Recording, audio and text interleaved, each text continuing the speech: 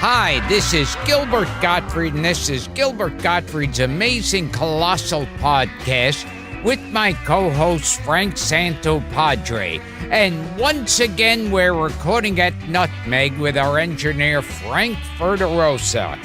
Our guest this week is an actor, writer, broadcaster, film historian, and celebrated and award-winning TV host. While still a college student, he submitted his original comedy material to his favorite local horror program and was soon invited to appear on the show, eventually leading to the creation of the character son of Svengoolie. Years later, he would assume the Svengoolie role himself, winning numerous local Emmys, while winning over millions of horror and sci-fi fans with the show's variety of trivia, jokes, sketches, and song parodies. And in 2004, on its 25th anniversary, the show was awarded the prestigious Silver Circle by the Academy of Television Arts and Sciences. In 2011, Svengoolie began broadcasting nationally on syndicated station MeTV, attracting an all-new fan base, including yours truly, as well as movie icons Mark Hamill and Robert Englund, as well as our former podcast guests Dana Gould, Penn Jillette, and Frank Conniff. Please welcome to the show a fellow monster kid and a man who once revealed that Una O'Connor gets on his nerves, and a man who once presented Regis with a giant donut, Rich Coase, a.k.a. Svengoolie. That's probably the nicest intro I've ever had, Gilbert. Yes. And he wrote it himself. And it's very dramatic, too. Yeah. The only part missing is found dead in his Chicago apartment. Dressed in a lady's skirt. Yeah, that would be it. Sure. Well, you just said Regis. Was it Regis Philbin or Regis Toomey that he gave the the giant donut to? Actually, it was Regis Philbin. Ah, he was there a you go. guest here on the show. And they said, well, we want somebody that's really identified with our stations to come in and present him with this giant donut. So I brought it in, and he was a little confused as to what I was, I think. And when I gave it to him, I told him, notice that at the bottom it says not to be used as a flotation device. But he was real nice. He was a lot of fun. Yeah, Regis. You've worked with Regis, haven't you, Gil? Yeah. But the last couple of times he didn't want me on. Yeah. Really? Yeah. Okay, what did you do? You didn't give him a donut. He used to be kind of a fan of mine, Yes. Regis. Where is he now? He's around. Oh. He's around Upper West Side somewhere. And you also did Regis' show. I've done Svengoolie a few times. I've been on the show.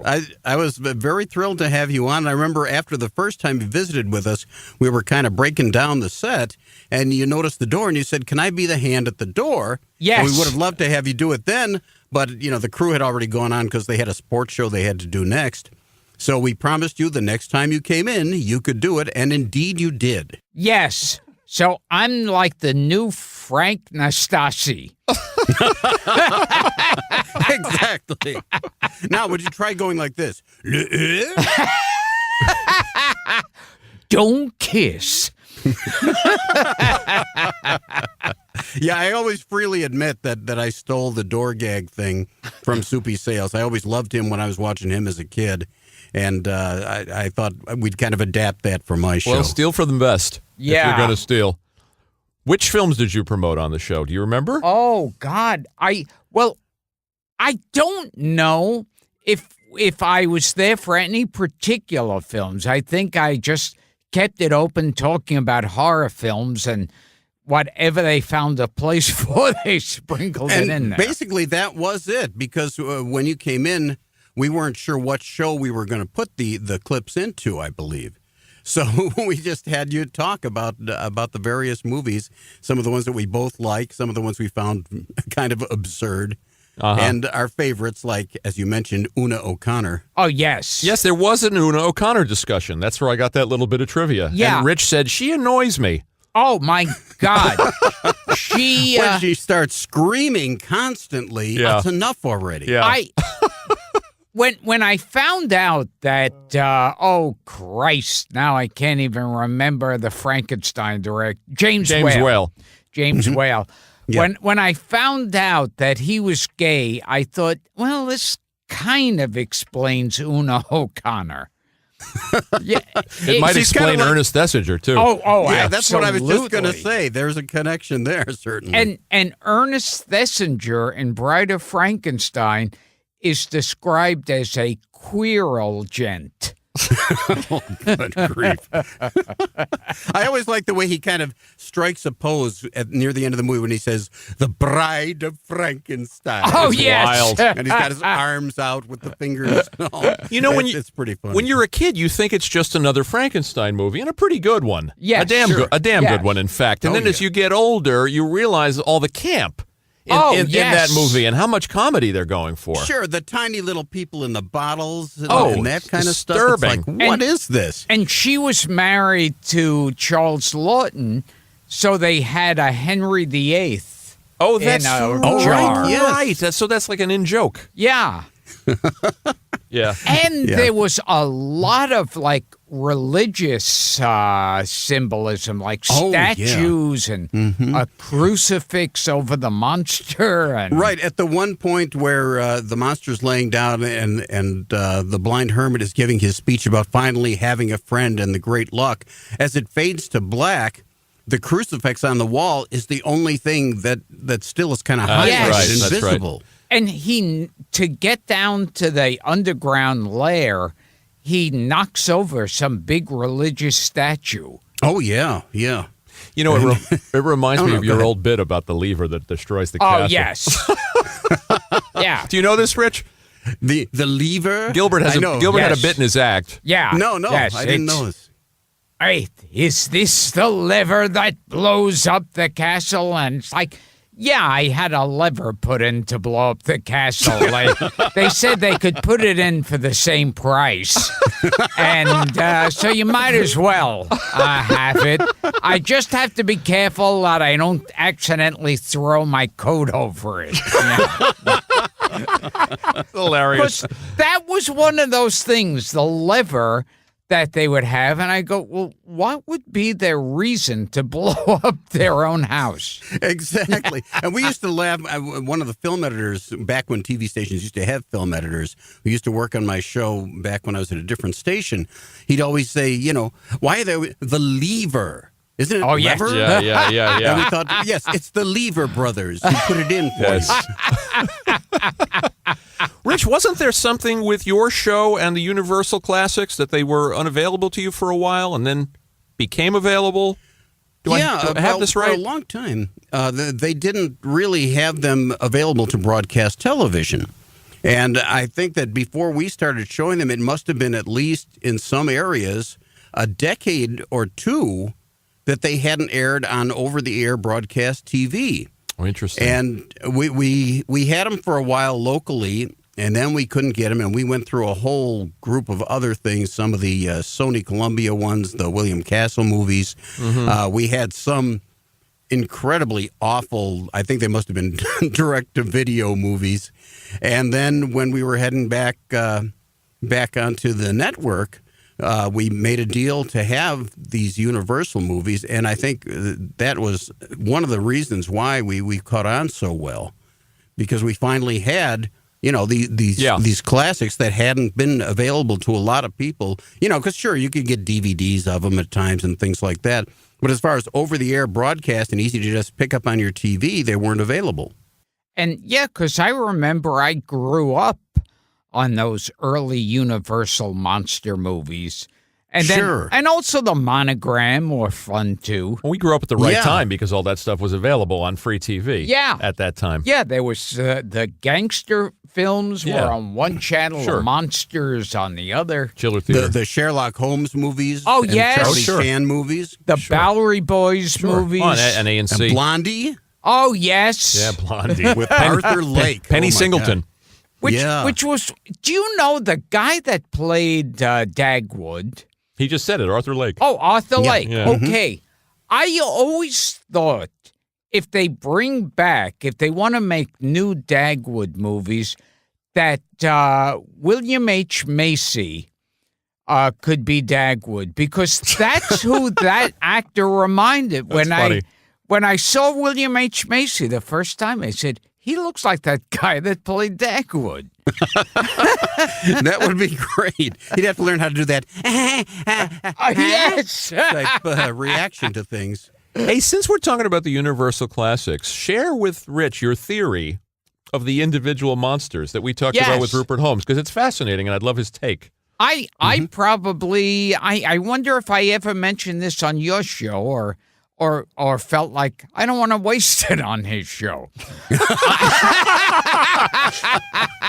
Yeah, just save the Skeleton Nags material. Oh, for Yeah, us. yes. save the Skeleton Nags material for the next episode. Well, the kids like the skeleton. I always thought his name was like a Jeopardy answer. Yes. 'Cause he'd say, what did Red do to his stage hands? Skeleton Nag.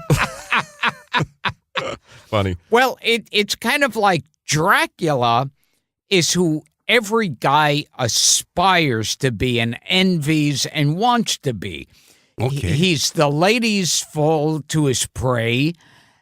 Everyone's under his control. He's very confident and cool. Frankenstein is a baby, and it just wants to be loved, and he doesn't Sure. understand why he Yeah, doesn't. it's like, a little kid who wants to find favor with everybody. Mm-hmm. And the Wolfman is like adolescence. Your body is changing, and you don't know why. So it's sort of three stages of life: a baby, an adolescent, and a mature adult. Yes. And then the mummy is old age. Oh, my God. we didn't have that one. Excellent. Oh, listen to this. Yeah. Rich, you're making news. Yeah, by About about time, huh? 2,000 years old, he's old age. Alex Trebek is trying to sell him that insurance that he won't be turned down for. Oh, God. Where does the Invisible Man fit into your theory, Gilbert? Oh. Can you fit him in? Oh, well, he could be the silent majority. There you go. I don't know. No, because he really It's was a future episode, Rich. And I see the fact that Frankenstein's a baby is what really annoys me when I watch Frankenstein and he gets the abnormal brain. I thought it didn't need that. That's true. 'Cause, I've heard other people say that too, that, it's a killer's brain. But in reality, the only time he really gets violent is when he's attacked. Mm-hmm. Yeah. That's true. So he's supposed to be a kid. He's not a killer. He doesn't have an abnormal brain. He just has a kid's brain. Yeah, his reaction is the same as anybody else's. If you're going to be attacked, you're going to fight back. Yeah, or me, roll up in a ball and let them kick the shit out of me. You'd be a very different kind of monster. Rich, what would the creature from the Black Lagoon be?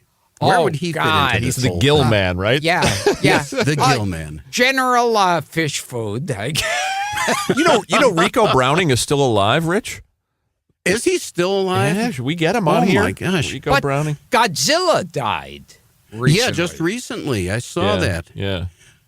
And the lady from Creature from the Black Lagoon, it was just her birthday recently. Oh, Julie Adams? Yeah, Julia yeah. Adams. Yeah. Yeah, and she's really nice. I met her once. She was just so sweet. We should get her a Rico Browning. I mean, that's like ties yeah. to the classic films. There aren't Yes. many left at all. That'd be great. I think Elena Verdugo was in The Wolfman, and she just died. Yeah, a couple of months ago. That was such a missed opportunity. I'm not sure how well, alert or well she was, but yeah. Well, I mean, she was only like 110. At least. The earliest monster movie I remember seeing was The Indestructible Man. Oh, okay. Yeah. Is that Lon Chaney? Lon Chaney Jr. and Robert Shane, who was the inspector from Superman. Right. And Joe Flynn from McHale's Navy. That's right. You haven't had that one on, The Indestructible Man? No, we have not had that one. I would love to, though, because, I mean, it's ready for me to just jump on all that. McHale, what's this guy doing? Captain Binghamton. And I think he may have even gone under his original name, Max Showalter. Oh, really? He may have. I'm not positive. Casey Adams is in it, too? Yeah. Oh, he's in The Indestructible Man. Yeah. I've never seen it. I gotta get... He, in The Indestructible Man, he comes across like, the worst B actor. And then you discovered he was a really good comic actor. Mm-hmm. A Chaney Jr. film that I did see on Rich's show was The Mummy's Tomb. Oh, yes. Which I'd never seen. With your buddy, George Zucco. Oh, yes. I love George Zucco. Is that the one with Turhan Bey as well? I get it confused with The Mummy's Ghost, which I guess was the sequel. And there was there was The Mummy's Tomb, and Mummy's Curse. Yeah, I get them confused. Yeah. Hand was with Tom Tyler. Tom Tyler, right. Right, Chaney's not in that one. And the three Chaney ones are the other ones. And he supposedly hated the makeup so much, he made him eventually just create almost like a face mask that he could put on. Oh, yes. And then I heard at one point they would even just wrap his arm in bandages and show that. And then in the next one, from the waist up, have it. And then from the waist. Because, I mean, that's horrible, horrible makeup. And back then it was even worse. Those are okay, but they don't strike fear in you the way Karloff's Mummy does. That original film, I don't know what it is. There's something about the performance, the way it's shot. Yeah. Those old films where they don't really have ambient sound. Yes. So there's that eerie kind of silence. And you hear the crackling adds to it. Sure. It's terrifying. And he just was so much more threatening, I thought, too. And it was Carl Freund who I think he directed The Mummy. He did. And he used the same thing he used on Lugosi, he used on Karloff, where the eyes light up. Yep. Right, the little pinhole lights into the eyes. That's such an eerie technique, too. And later in his career became the director of photography on I Love Lucy. Yes. How about that? And he used those same pinhole lights on Lucy to frighten people. Yes, he did on Vivian Vance. and Jack Pierce. Jack Pierce, the greatest makeup artist with Frankenstein, the Wolfman, everything he did back then. All those incredible makeup jobs that he did. And, think of the time it took to put those on in those days when, they didn't have any of the shortcuts that they have today. Yeah. Have you met Bob Burns, Rich? Have you been out to L.A.? I've communicated with him via email, but I've never met Bob. He's a monster kid like us, but he knew he knew Pierce. He knew a lot of those guys. Wow. And Jack Pierce wound up being a makeup artist on Mr. Ed. Oh, yes. Well, you got to work. Because, the Westmores came in, and they found out how to make the makeup a lot quicker. Yeah, exactly. They could do it faster and probably cheaper, so that immediately got them in well. Rich, let's talk a little bit about your background. We talked on the phone, and I find it fascinating that horror films scared the hell out of you as a kid. They really did. You're very easily scared. I was afraid of everything when I was a kid. I was afraid of the dark. Just from, I think, my exposure to movies and TV and cartoons, I was afraid of skeletons. I don't know why. And I don't mean skeleton nag, but And the first horror movie I saw, there's two that I consider the first one. One was the original King Kong. Yes. And the other was The Wizard of Oz, because the Wicked Witch scared the hell out of me. Yeah, as you a consider kid. that a horror film, huh? I really did. As a child, I was frightened. Everybody talks about, the flying monkeys are so awful. That witch was, I would literally, hide my face in the couch cushions because, and I think part of it was just that voice. Yes, the palace guards are pretty frightening too. And the trees are scary. Yeah, for a yeah. kid. Did you Yeah. wait till a certain age before showing the kids The Wizard of Oz? Did you think it was? Did you and Dara think it was too intense for them? I don't know if Yeah. if they ever saw the original Wizard Really, of Oz. not yet, Yeah. huh? Wow. Yeah, because some parents are too. They think it's too intense. There are moments that are really intense. Sure. I mean, right at the beginning, you're killing off a witch. Yeah, Come on. right. And I think I remember seeing Margaret Hamilton be a guest on Mr. Rogers. Oh, right. Yes. To Yes. show children that they shouldn't be afraid that she was just acting. Yeah. A lovely woman, yeah. from what they say. I'm interested to know about how you felt about playing that Wicked Witch in The Wizard of Oz. Well, I really was very thrilled to.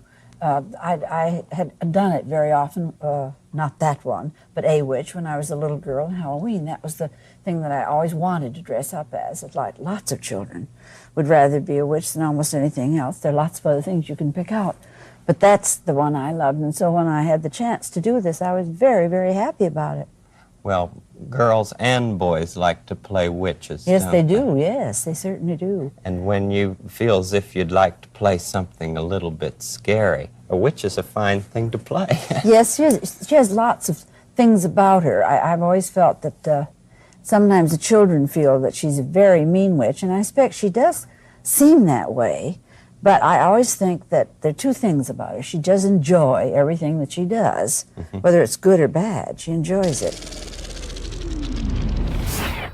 She worked with W.C. Fields, right? Yes, she was around a long time. And she was in one of those William Castle movies, too. She was like the maid or something, or housekeeper in one of them. I can't remember. Well, she was Yeah, I'm trying to remember. peddling coffee in the 70s. Oh, that's television. right. That's That's right. Yeah, from was it Maxwell House or something? What a And- I lovely, think it was Maxwell House. Yeah, beloved woman. I think And- everybody and loved her. Speaking of coffee salespeople, was this actress Rula Lenska really big in England? I mean, Rula Lenska. they used What a to, reference. yeah, on the coffee commercial. I remember. Yeah, she'd say, "I'm Rula Lenska," and I was showing some American friends around London. She's like the non-celebrity. Yes. Kind of like Pia Zadora. Yeah, when I first started as Subtle Svengoolie, we used to probably make a joke about her every week on the show. Oh, you did? Oh, this is Seriously. kismet. And somebody even contemplated, having us start a Rula Lenska fan club. But I don't think we ever did. Oh, hilarious. I think they said, how many people really are traveling to England? So they said, well, we'll say she's a big star in England. Who's going to know? That's hilarious. So We've got a movie coming up, one of the Mummy ones. Uh-huh. And it also has another coffee saleswoman in it, because she's like the princess who my comes out The God. actress that played Mrs. Olsen? of yes, exactly. She comes out of the mud of the bayou there and cleans up rather nicely. She was a very attractive woman at that time. The hell was her name? Something Christine. Oh, okay. Does that sound right? I don't remember. Well, again, she was a character. I didn't really know that she was any kind of Right. notable actress. But we've got that coming up, I think, during December. And we definitely bring up the fact that she was Mrs. Olsen because it was the richest kind of coffee. Oh, that's right. And I heard Cheney, because he used to be, he'd get thirsty, we'll say. Oh, he bent the elbow. Oh, yes. Yes. And in that scene where he's carrying her up the stairs and he's in full mummy outfit and he's carrying the girl up the stairs, that they had her harnessed to him so he could get a firmer grip on her. Oh, my. And he was bombed, of course. and he wound up falling down the stairs with the girl. Oh, my God. Which Mummy movie? I think this was Mummy's Ghost. Good Lord. Is that the one where he's going up like it's some sort of thing with like almost railroad tracks going up to a little shack? Oh, yes, 44. yes. Yeah. Oh, my executive producer, Jim Roach, has told me the name of that actress is Virginia Christine. Wow. Oh. And if I remember correctly, she was married to, I think, Fritz Feld. No shit. Wow. That's esoteric. I think so. Fritz Feld. Wow. I love it. I mentioned Fritz Feld in the documentary about me. Called you really? Gilbert. Over the closing credits, right? You do a whole Fritz Feld thing? and I can't do that popping sound that he used to do. That's not easy. It's not easy to do. But it's funny. Fritz Feld found that one thing that he could do, and he worked like crazy. He was the hotel maitre d' or whatever. Sure, and yeah, everything. yeah. That was his, that was his gimmick.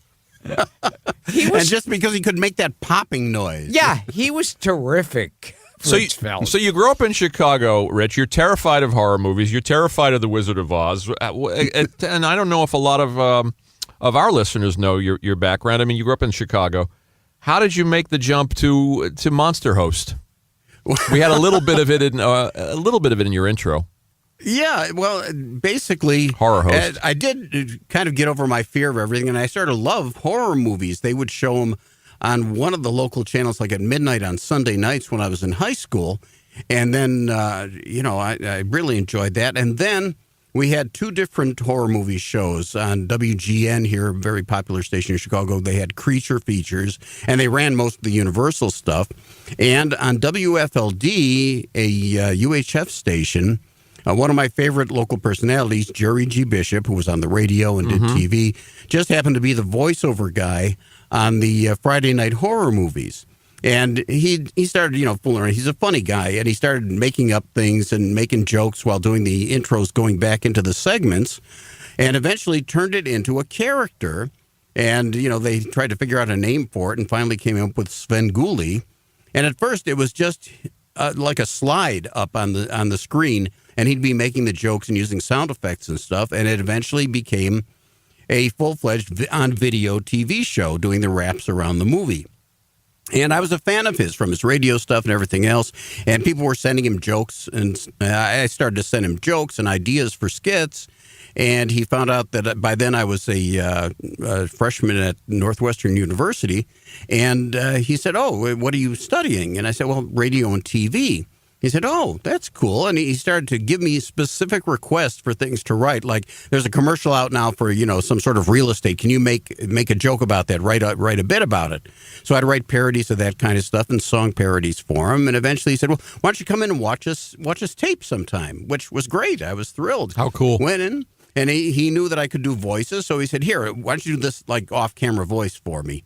And eventually I was working with him on the show all the time. And, it was like a dream come true, because this was one of the guys that was one of my local TV idols. What a cool thing. What was Screaming? Yeah. What was Screaming Yellow Theater, by the way? That was it. Okay. That was the name of the show that he did. Okay. And he was kind of a hippie character. I mean, I saw pictures of him online. What he looked like was a sort of hippie with long green hair. Yeah. He looks like a vampiric Arlo Guthrie. Kind of, yes, exactly. and he had the dark circles. His makeup was similar to the facial makeup that I use. Okay. Except, again, the hair was all green, and he wore a sweatshirt. See, one thing I didn't know way back then was when he was in Cleveland, previous to coming to Chicago, he was on TV opposite Ernie Anderson doing the Ghoulardi stuff. Ghoulardi. I was going to ask you that. Took the idea, well, okay, he was kind of like, a beatnik sort of type guy. And he said, maybe I should be a hippie. And so that was his character. And you were son of Svengoolie for a while, and then when Jerry left, moved on to other things, then you became Actually, I wasn't son of Svengoolie until long after Jerry was out of the show. Oh, I see. He got canceled. That's something that you get used to in TV. And, I worked with him in radio for a while, but then he ended up going out to San Diego. And I had also at the same time been working with Dick Orkin, who does very funny commercials. Yeah. Did the Chicken Man character and the Tooth Fairy. And I was working with him, and then he went off to the East Coast, West Coast. I'm directionally challenged. And so Jerry said, well, what are you going to do? What do you feel like you're going to do now? And I said, well, maybe I'll pitch a local station on maybe doing a TV show. And previously, somebody at a local station had wanted Jerry to just for the summer do Svengoolie again. But Jerry said he didn't really feel like doing it. One of the reasons was, honestly, he thought someday he might want to run for local office. Oh, and he didn't want that to be brought up. Interesting. As his background. Oh, that's hilarious. But at the time, he said, you can be the character. And, that was very flattering to me that he felt, he had enough faith in me that I could do it. And so you're officially Svengoolie as of that moment. I was son of Svengoolie from 1979 on through, the 80s. And when I finally was going to be on our local station here with the company I work for now, WCIU, Jerry came into town to visit, and we were visiting, and I said, I'm going to be doing the show, and I said, maybe I should change the name, because even by the end of my original run in like 1986, people were asking, well, you're son of Svengoolie, but who's Svengoolie? They didn't really know him, because it was several years before that. And I said, maybe I'll shorten it or something. He said, I tell you what, you're all grown up, just be Svengoolie. Isn't this cool, Gil? It started with him writing fan mail and sending sketches to the guy, and he becomes assumes the throne. Is the old Svengoolie now a respected senator or something? No, actually, he went out to San Diego and did radio and TV there, and actually had a couple of restaurants. And he passed away a few years ago. Jerry Bishop. But he was just, what a generous guy to just kind of, turn the keys to the thing over to me. Yeah, it's a great story. And what I find weird, the times that I've done Svengoolie, is like then afterwards, you wash your face and put on a regular pair of pants and shirt. And I'm always like, who is that guy? Yeah, it's like... Yeah, I get to be a normal person. That's true. Yeah. You know what that reminds me of? Zombo on the Munsters. Oh, my God, sure. yes. Louis Nye. Remember that? And Eddie sees him out of his makeup, and he says, "Hi, Eddie, I'm Zombo." And Eddie freaks out. Doesn't he end up, destroying the set? He destroys the set. He goes insane because Zombo isn't Zombo. Tell me, Eddie, is there anything you want to say to all your friends and fiends in television land? Yeah. I'd like to tell everybody that Zombo's nothing but a big fake.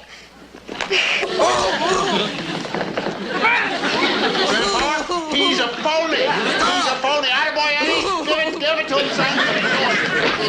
Get one for Grandpa. Bite him in the neck. Stop! Stop! That rotten kid! How the kid? Due to technical difficulties beyond our control, the Zombo Show will not be seen this afternoon. Or ever. It's funny, years ago, now you're about the only TV host practically.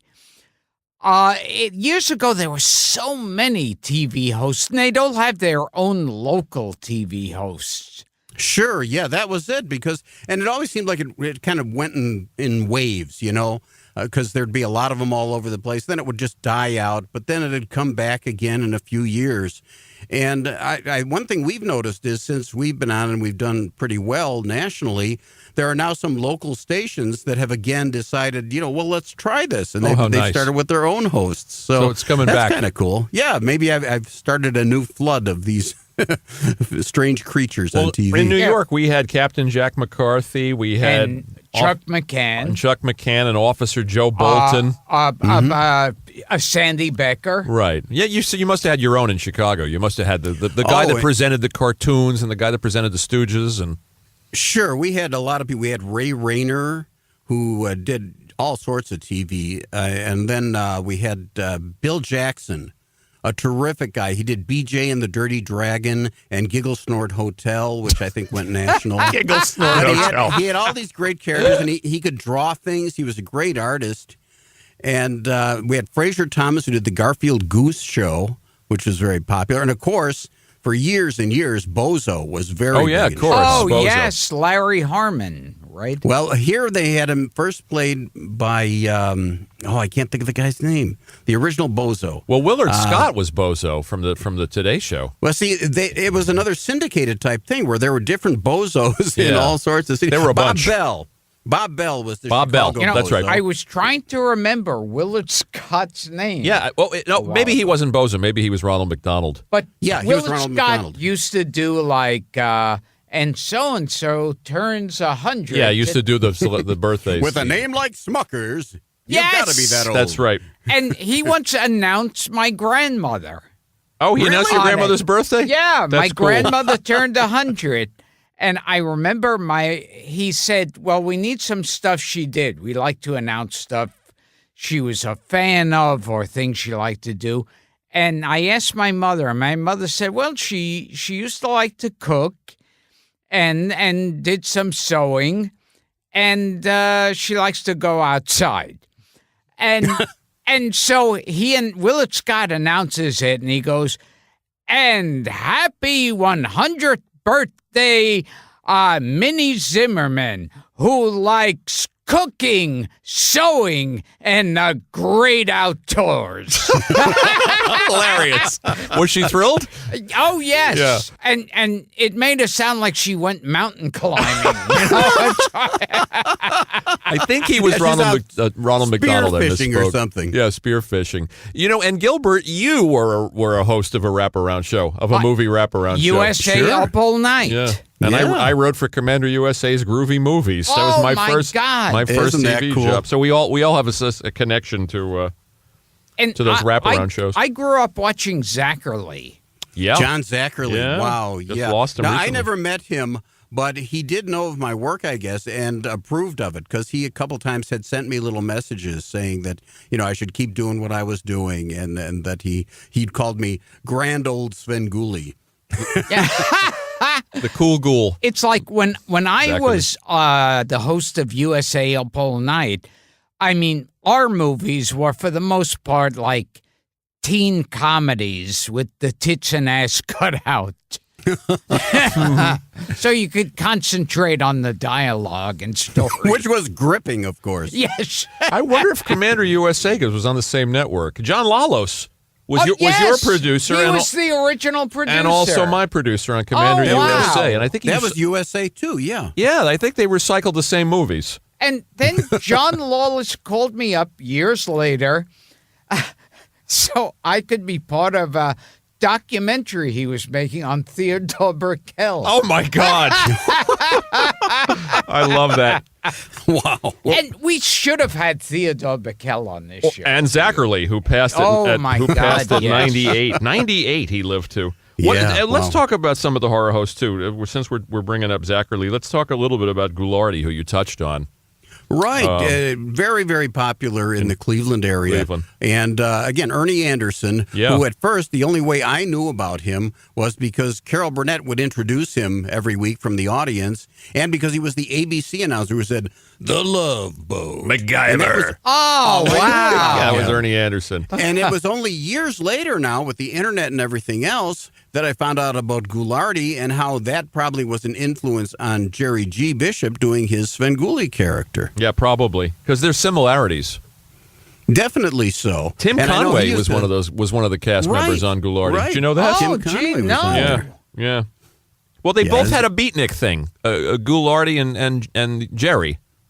Well, yeah, Jerry's became a hippie, more or less. A hippie. then.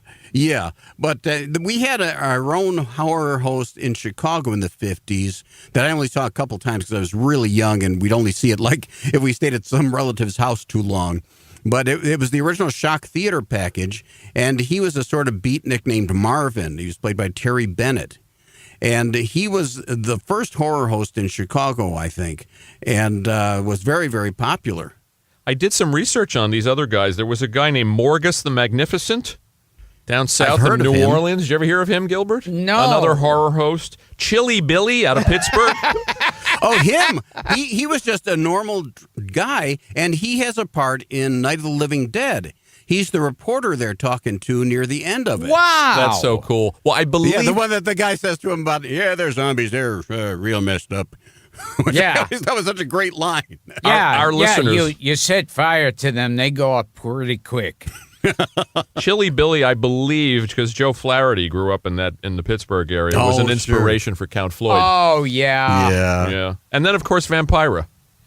Vampira, sure. Yeah. And Dana Gould, I was surprised to find out that he was like one of her caretakers in her last years there. Wow. Yeah, Dana told us that. Yeah. It's amazing to me. I'd like to ask him more about that because, to have that connection to her. And, of course, the whole story of how she sued Elvira. Oh, yes.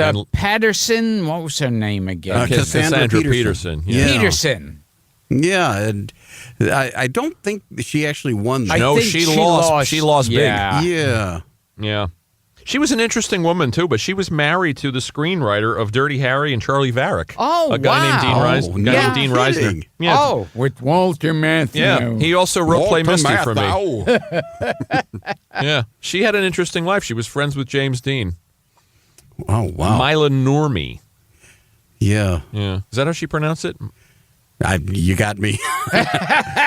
She worked with Mae West. Wow. According to my research. Wow. Yeah, I believe she sued Elvira and lost. Got cleaned out. Oh, Yeah. God. Yeah, that's a shame. But it's a dying art, and now you're saying it's starting to crawl back. Well, yeah, which because is nice to for see. a while, people were saying to me, well, you're kind of a dinosaur, more or less, because, nobody else is doing this anymore. And quite honestly, I'm very fortunate to be at the station and network that I am, because when my boss, Neil Sabin, first got the job here at WCIU, which before that was all brokered time ethnic broadcasting, and he convinced the bosses that he could make it like a regular old, independent station like we all grew up with. And they went with it, and he made that a success and eventually created MeTV. And he has a real appreciation for that type of TV that we all grew up with the hosted shows. And I'm just fortunate, that I'm here with him. Yeah, I remember watching Sandy Becker. Oh, yeah. Teach you how to comb your hair. And so for a while, I was combing my hair exactly the way they taught it on Sandy Becker. I wonder how many of our listeners remember Sandy Becker. He was a Sonny Fox contemporary. Yeah. He would do Norton Nork. Yeah. Yeah, Sonny Fox we had Sonny on. Fox. I he don't was know if you know terrific. Wow, yeah. Was that in Chicago, Wonderama? No, that was not here. Yeah, he was that a was kid's not host. available And here. Sonny Fox, when we had him on, I was expecting stories of kids say the darndest things. But he was, held prisoner by the Nazis and...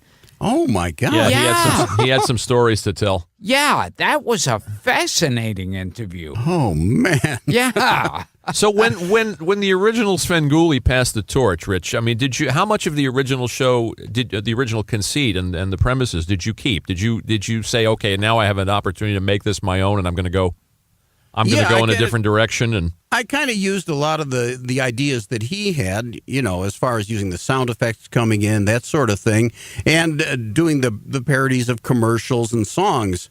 And, but then, there were things I could do. Jerry really didn't do many impressions or anything, and I could play other characters. And with the technology we had, we could pre-record things so I could be two characters in the same shot and everything. And so I think it just became more elaborate as we went along. And it got to the point where right when I first started and was doing the Son of Svengoolie, I really could just, I just used it to do any kind of bits I wanted. It didn't necessarily have anything to do with the movie. Whereas now I think I try to do things more tied in with the movie to make it all, to make it all, one complete thing. And Zachary, and it was a lot trickier back then in early TV to figure out timing and how you would do it. he used to like interject himself into the movie. Sure, yeah. Yeah, that was a lot harder to do back then and took a lot of planning. And we've done stuff like that here, too. But it's so much easier because you just, use the chroma key system and you can, pre-count the timings and everything and make sure that everything fits. But I think a lot of the time he was doing that stuff live. Yeah. Which is just unbelievable. Amazing. So the timing had to be exact. And like there'd be a scene with like a crowd of angry villagers, and all of a sudden he'd be there.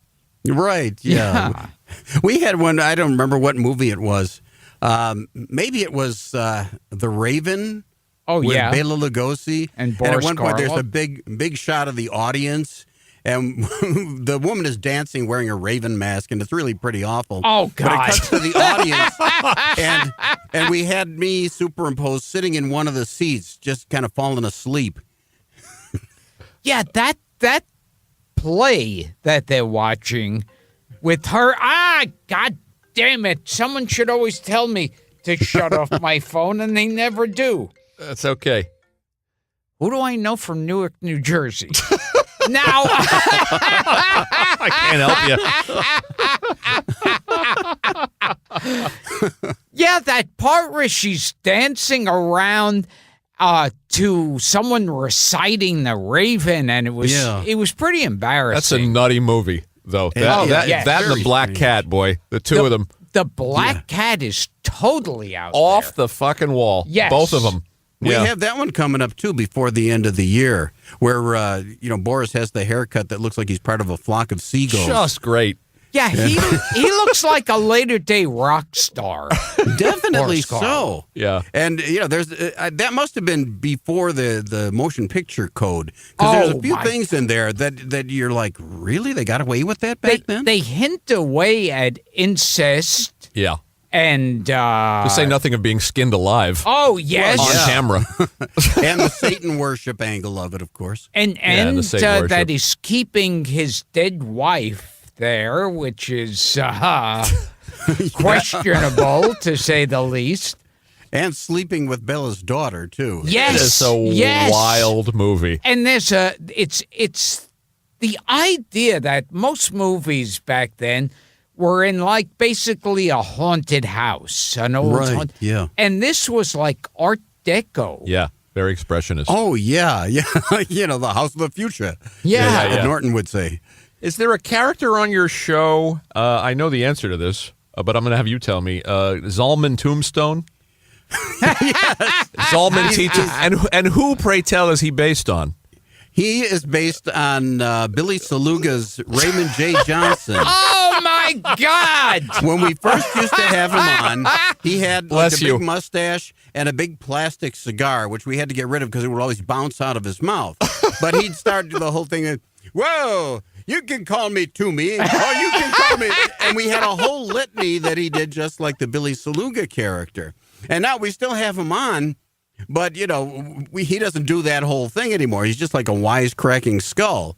And we're actually having him rebuilt because he was told it was the original one that I used when I started in 1979, and the thing was falling apart. And we've got a special effects guy who's actually working on making a new version of him that we'll be able to use. I bring it up, Rich, because in a couple of weeks we have on this show Mr. Billy Saluga. Oh, wow. How cool is that? Yeah. And talk about taking one thing. There you go. It's Fritz Feld again. Fritz Feld with a cigar. He probably became a multimillionaire, popping up on every show in the 70s. And every commercial. Yes, and going, yeah. "Well, you can call me Ray." But you doesn't have to call me Johnson. and you go, that was it. When you look back on it, you go, oh, well, there must have been more than I remember. No, that was it. And we have an hour coming up with him. Yes. Oh, wow. Well, you can call him Ray, or you can call him Jay. Or never mind. You should have him on the show and do a thing with Zalman. Where he meets That would be so Zalman funny. meets his inspiration. You wear a lot of hats on the show, don't you, Rich? You host, you write, do you do the research and as well? Yeah, I do the research. I screen the movie to begin with, and I take real copious notes on it and break it down into the segments. If we need to cut it for time, I figure out where to make the cuts. And we really are real careful about it, because I've always used to get really mad when I'd watch local movies where they just chop a whole scene and toss it. Oh, yeah. So we, at times, literally, we're taking out 10 seconds here and 10 seconds there. The main thing to me is not, taking out anything that's really essential to the plot. So I do that and help with the post-production. And, yeah, And you blog on the website, too? Yeah, My I write God. the blogs every week, and I do the social media stuff. My God. And it's always fun when you'll name like the smallest character actors in there and like early serials that they did and everything. Well, I've always been fascinated by that. And I think, I'm just like a lot of the people at home. You see somebody on the screen and you're going, I know this guy, but I don't know what I know him from. Yes. And that was one of the reasons why I decided to do this. And it's funny because a lot of times, we'll do the little biography thing, and then somebody will email in and say, you forgot to mention that he played the third man on the left in the movie I Lived 3 Lives. I love that you're doing the comic book guy in the Simpsons. That's the voice I hear a lot of times with some of the letters that I get. But yeah, it's like I have to explain to them, we can't list their entire resume. We don't have the time to do that. Yeah, I mean, I was telling you on the phone. I mean, I learned so much watching your show. I mean, I feel like I'm a guy that knows a fair amount. But I learned so much from iconic films that I thought I knew everything about, and you dive deep.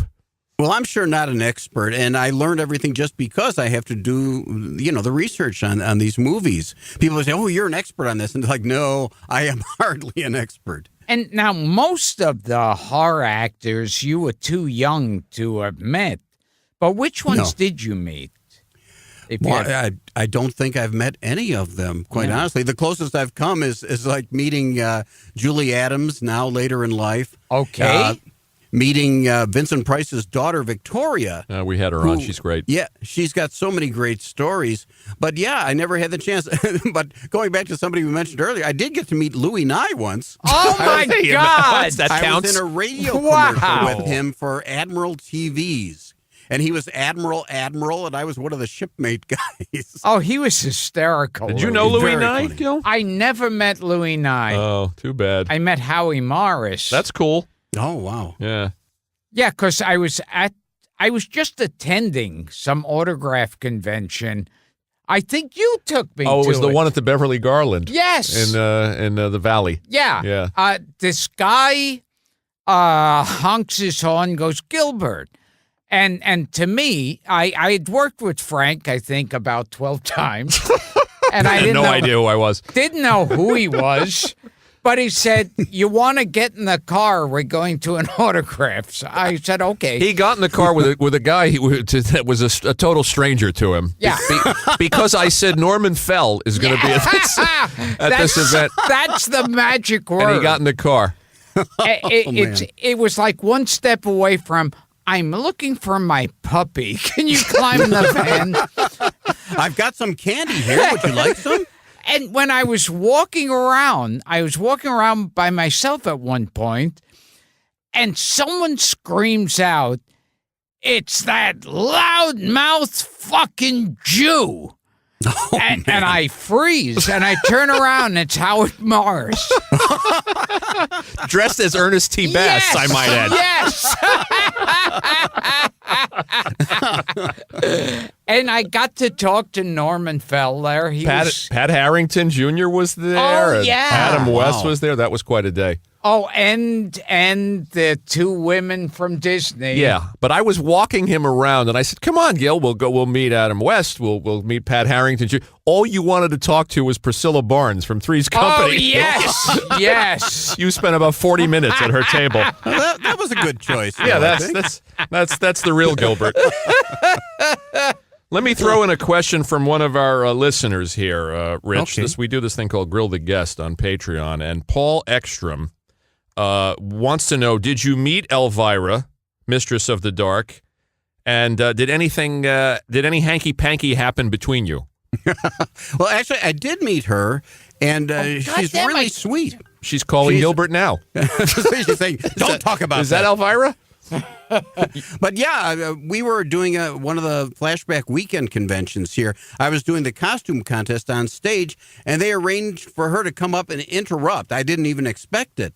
And she came up and joined us on stage for a little while. And later on, I was talking to her, and she said, well, it's great to finally meet you after hearing about you for all these years. And I was like, you knew about me? Oh, that's flattering. That's amazing. And now I've heard her like on radio shows and stuff, and she always says nice things about me, which is great. And she's terrific. Very, very funny. Here's one more from Luke Ski. I loved watching the Co-Zone as on the syndicated Chicago lineup.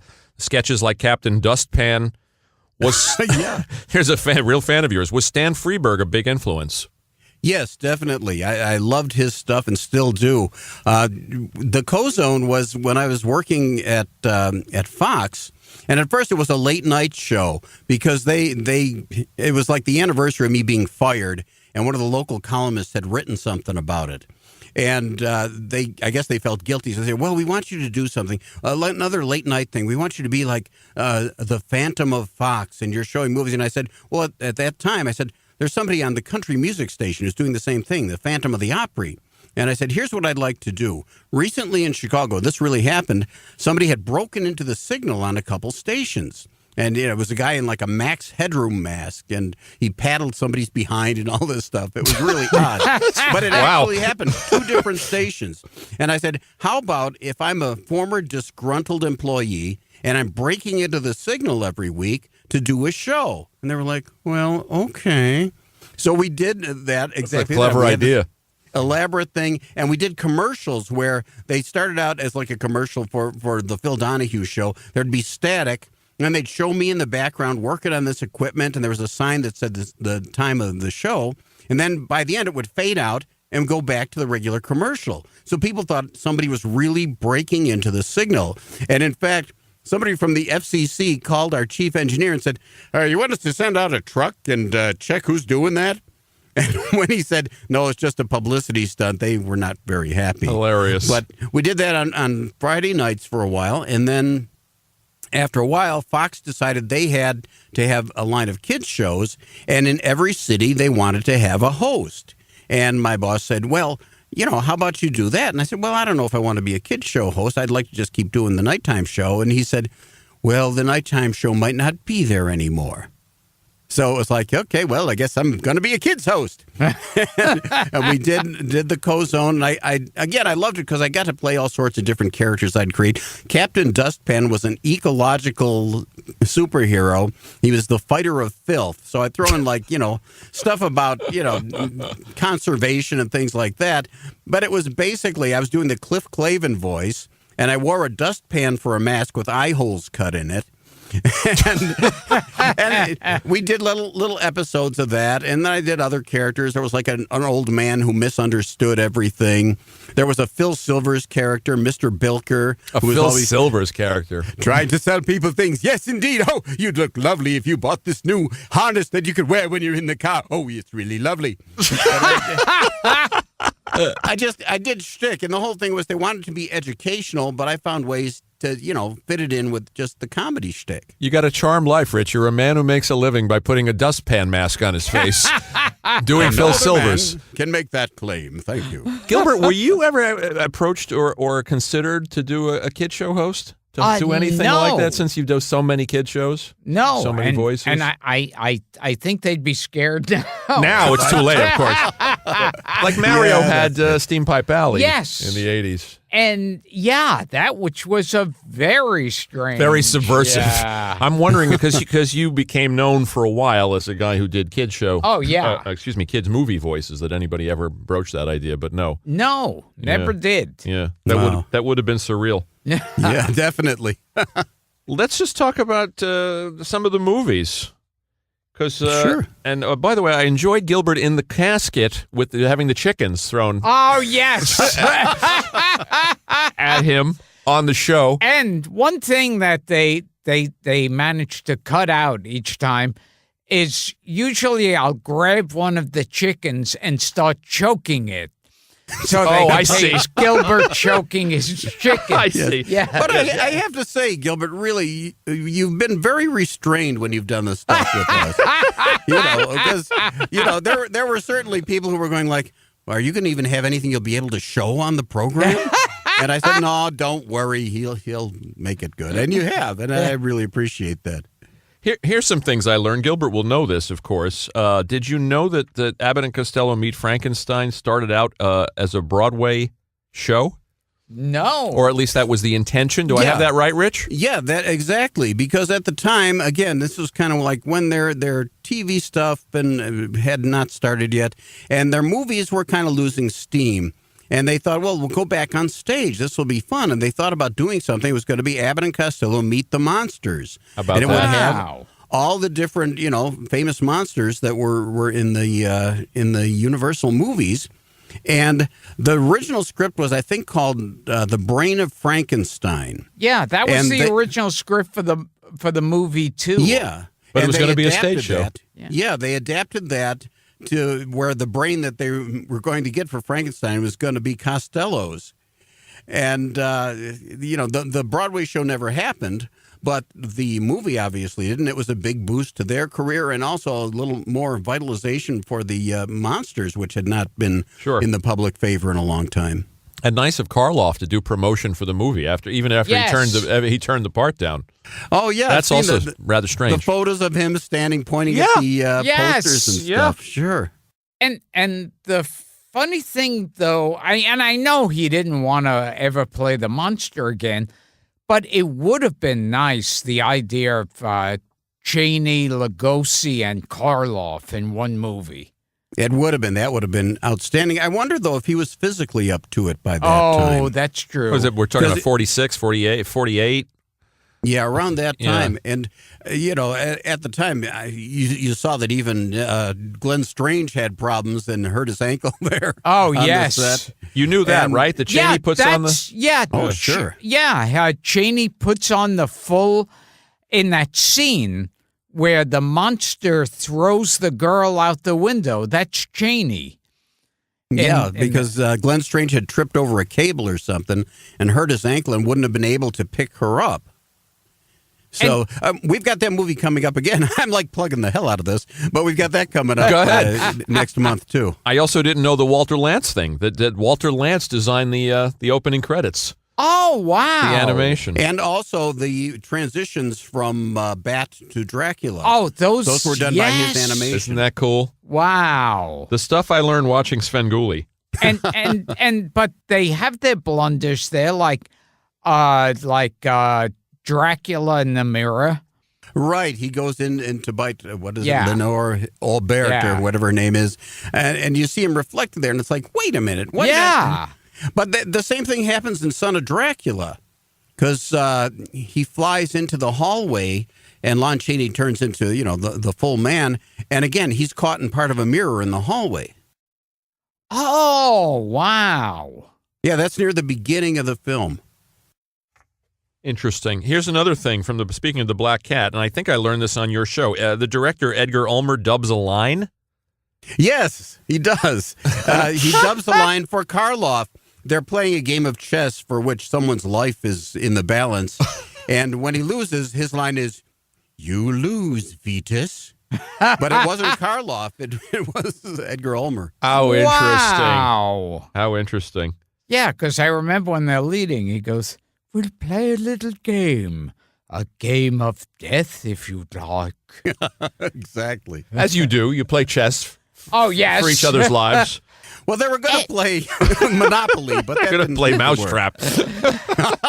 And in getting back once again to the Black Cat, there is no rhyme or reason for anything that takes place in the movie. None. It's like some weird dream you're watching. I think it's a comedy. I mean, that scene where Lugosi throws the scissors off screen at the cat. And it's like Mel Brooks doing the cat noise in Young Frankenstein. And when he backs into that big glass, whatever it is, meter or whatever, and breaks it.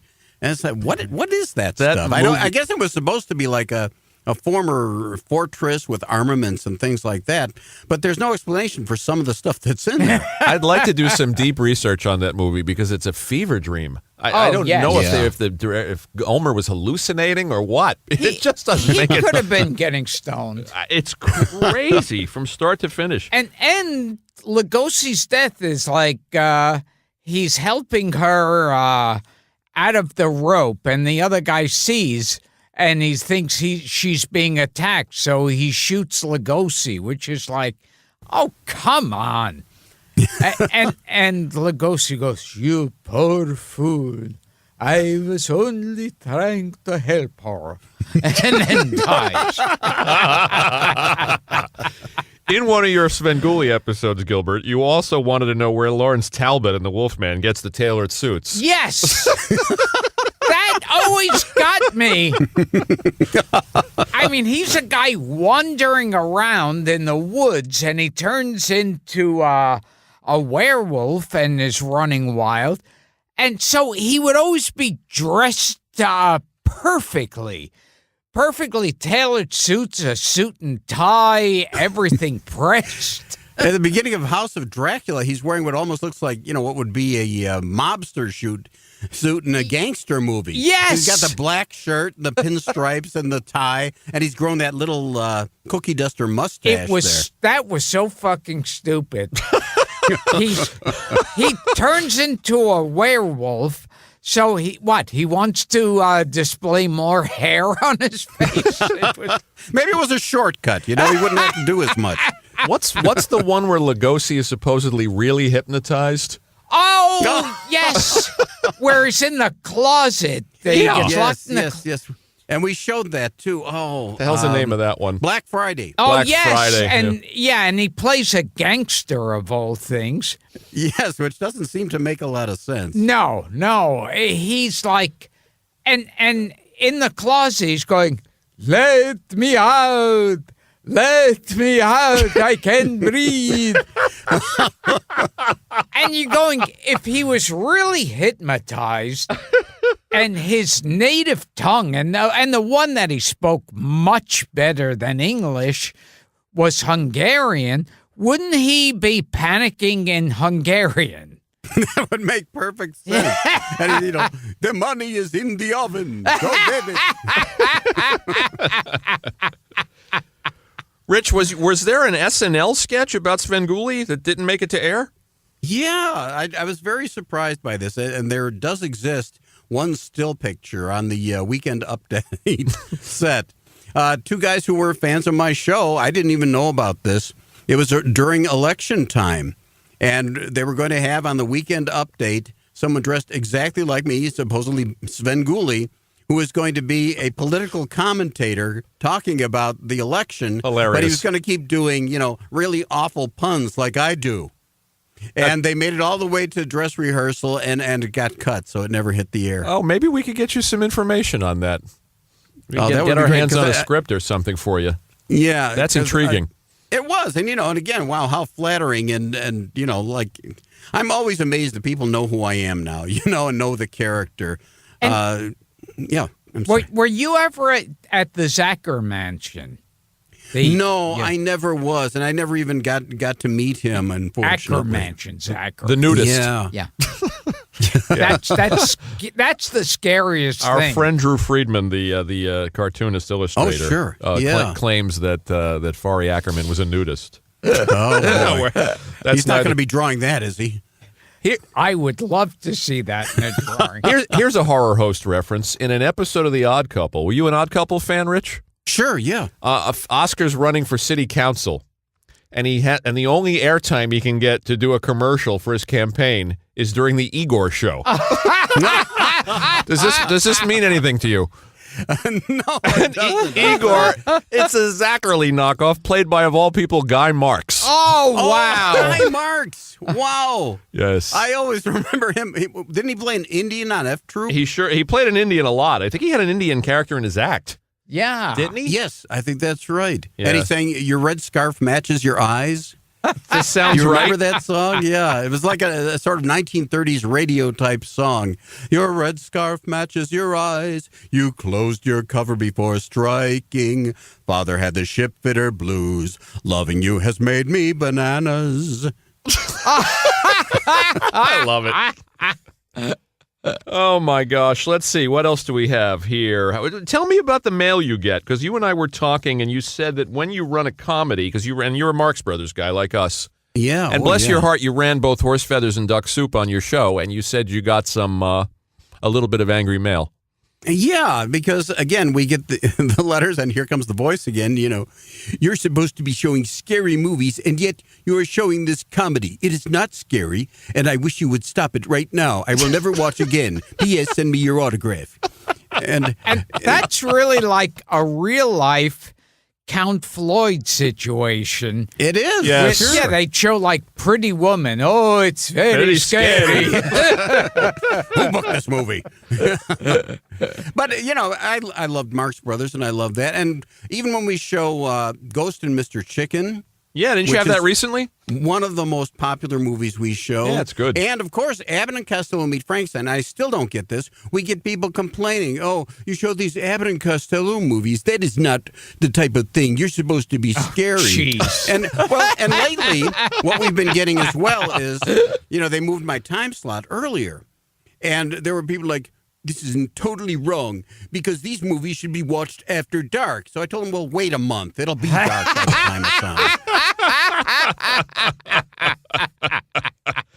I'm going to ask you real quick before we run out of here, Rich, to talk about some of the movies that we've had, some of the horror films that Gilbert has recommended on the Amazing Colossal podcast, Yes. like Freaks. Freaks, that is an amazing movie to me. Every time I've seen that, I'm just stunned by the fact that they used actual, you know, politically incorrect now freaks in the movie. Johnny Eck. And another thing, though, that really always makes me laugh is the whole thing at the table with Goobo Gobbo, one of us. Oh, And yes. I always... it's kind of like, it's so funny, and yet at the same time, it's just so bizarre. And that was one of the movies I presented on Turner Classic Movies with Robert Osborne. Mm-hmm. And one part that they cut out of Freaks, she's turned into a chicken. Right. But in the original one, the strong man is singing soprano at the end. Oh, Yes. Oh, my God. Which I thought, you know, now I have no sympathy for the freaks. I'll let them turn her into a chicken, but you know, chopping a guy's balls off is that's where the line is crossed for you? Yeah. How about Island of Lost Souls, Rich? That's another one we talked about. Oh, my gosh, The original. Charles Lawton is so hammy, of course. Oh, yeah. But the makeup is just very disturbing, I thought, in that.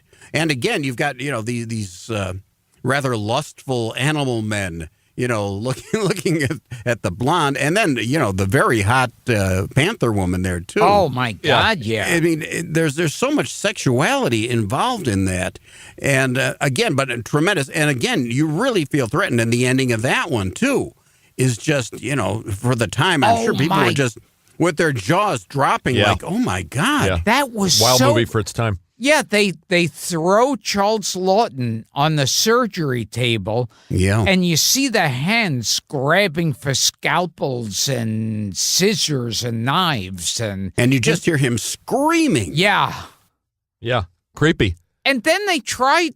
Well, obviously, we won't even like the Brando version, which is well, there's a Burt Lancaster one from the 70s. Oh, that's also off the wall and not very good. Yeah, and with the is that with Barbara Carrera? Yeah, Michael York.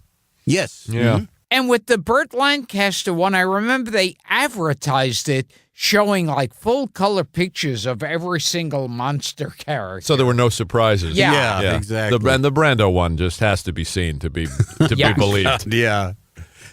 That's a jaw dropper, the Brando one. Rich, what do you got coming up? Plugs? What's happening? You're doing live appearances? People show up dressed as you? Yeah, it's funny. Something that happened recently is somebody posted something from, I was at this convention. I want to thank you for taking a picture with me. I wasn't there. It was somebody dressed as me who obviously, was trying to pass himself off as me. But yeah, we do a lot of appearances all through the year. Of course, the Halloween season is the busy season for me. Coming up, we do Christmas ones where I'm Sventa Claus. Sventa Claus. I have a nice red suit and a sort of Santa hat with black fur trim. And we got a lot of fun movies coming up. The Deadly Mantis is coming up. Oh, yeah. Abbott and Costello Meet Frankenstein, of course. And The Invisible Woman near the end of the year, too. Isn't that a comedy, The Invisible Woman? Yeah, I'll be getting the letters, yes. The Invisible Woman is not frightening. Gilbert and I are going to send you letters, too, now. Okay, I'll be waiting for them. We're gonna but remember to do them in that voice. We're going to send you letters of complaints. And Gilbert's going to be at Chiller Fest, too. Aren't you, Gil? Cool. Oh, yes. Yeah. And I'm sure I'll be stopping by like Zany's in Chicago sometime in the next couple of months. So I'll try to stop by on Svengoolie. Well, yeah, you've got an open invitation anytime you're in town to come in and do something with us. Isn't that nice? Do you ever get this way, Rich? Do you ever do any cons here in New York? I haven't in a long time. I had some heart problems, and the doctor really didn't want me to fly for quite a while, and I'd have to touch base with him again. But we've been getting a lot of feelers from these different conventions all over the country now. And it's kind of like we've got to first find out if I'm okay to do it. But secondly, figure out how we'll do it. Because a lot of times here in the area when I do the stuff, I get paid a flat fee and then I sign for free and pose for pictures for free for about 2 hours. And I know some of the conventions don't work that way, so we'll have to figure out how to make all this stuff work. Well, I hope so. I'd like to meet you one of these days. And same here. I promise not to complain about the comedies on the show. I might complain about Gilbert's appearances. Yeah. We'll save you the parts that we cut out that we couldn't show on the air. Okay, so now we'll start wrapping up. I'm Gilbert Gottfried, and this has been Gilbert Gottfried's amazing Colossal podcast with my co-host, Frank Santopadre, and we've been talking to... Rich Coase. Rich Coase. I forgot your first name for a second. Well, Sven. All the listeners at home are now going, so you guys ran out of good guests? Yeah. So you were the perfect Halloween guest, Rich. Yes. Rich Coase, better known as Svengoolie. Do a little Karloff as you sign out for it because it's our Halloween episode. What do you think? And this has been Gilbert Gottfried's amazing Colossal podcast.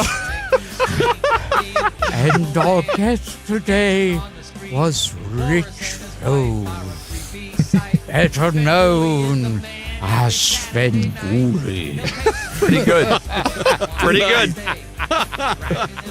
Rich, this was a perfect Halloween episode. Thanks for coming on your busy season. Thank you so much. It's really an honor for you guys to have me on. I appreciate it. Is there anything you want to say about Skelton Nags before you sign off? Yes, I saw him in a Sherlock Holmes movie, and it scared the hell out of me. Oh, my God. There you go. Do you know anything about him personally? What is...